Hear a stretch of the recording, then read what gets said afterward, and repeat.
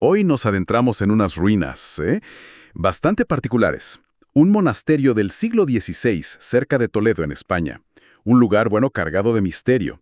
Y vamos a explorar esto basándonos en un documento principal, el llamado El Monasterio de las Voces, Expediente Toledo. Mira, se fundó en 1564, una orden de penitencia súper estricta. Y la historia pues ya empezó mal. Hay crónicas que hablan de muertes tempranas por inanición durante rituales de aislamiento, muy fuerte. Y claro, la gente de la zona pronto empezó a evitar el lugar. Decían que oían cánticos en latín incluso cuando estaba vacío. Pero el verdadero, digamos, el meollo del asunto, y en lo que nos centraremos, son las desapariciones. Muchas, a lo largo de los siglos.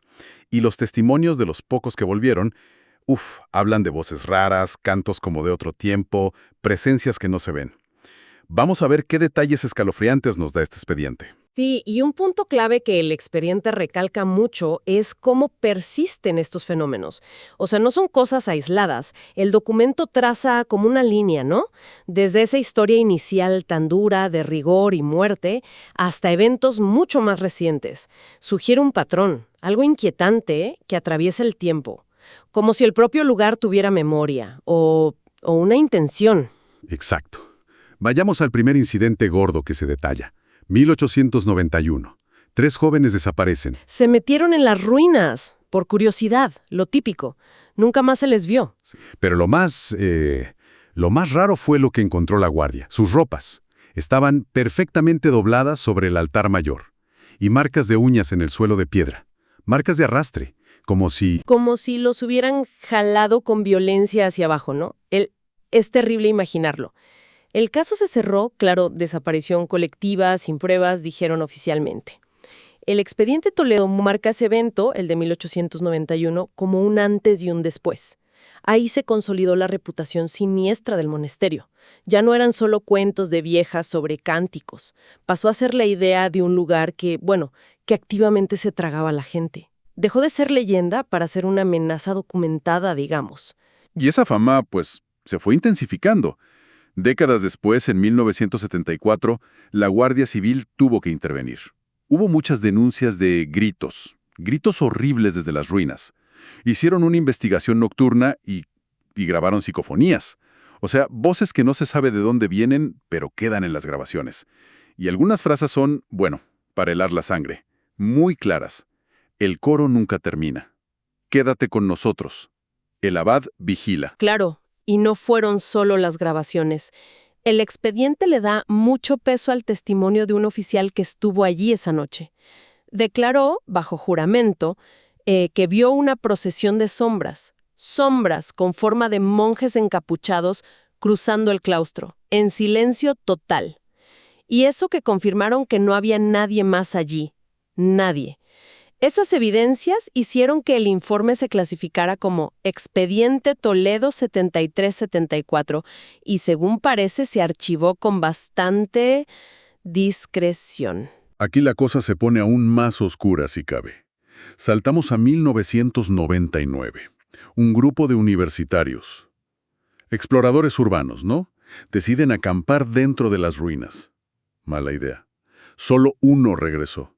Y en un estado de shock absoluto. Su relato, que está en el expediente, es aterrador. Dijo que por la noche empezaron a oír cánticos gregorianos, pero no de lejos, sino como si salieran de las propias piedras. Y el volumen subía y subía, cada vez más intenso. Vieron luces en la capilla principal, como velas parpadeando, y figuras oscuras, encapuchadas, entrando una a una. Pero lo peor, lo que le destrozó según sus palabras, fue escuchar una voz entre los cánticos. La voz inconfundible de su hermano.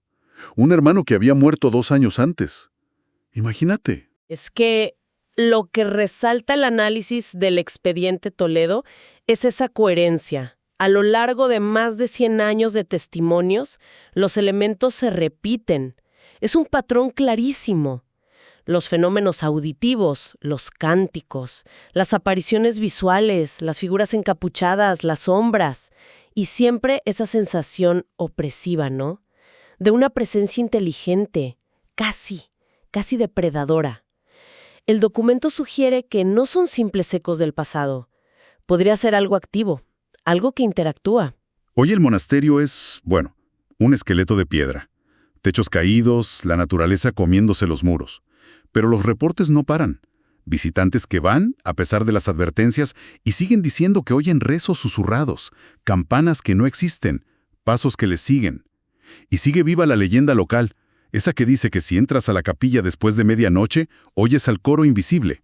Pero la advertencia es clara. Si te quedas escuchando mucho tiempo, corres el riesgo de unirte a ellos, para siempre. Al final, la gran pregunta que plantea el expediente Toledo sigue ahí, flotando. ¿Qué son realmente estas voces, estas presencias? ¿Son ecos trágicos de ese sufrimiento de los monjes, de las penitencias, de las muertes que hubo al principio? ¿O estamos hablando de algo más antiguo? Quizás una entidad del propio lugar que tomó esa forma. Y esa duda nos lleva a la reflexión final del propio texto, una pregunta directa para todos los que nos escuchan.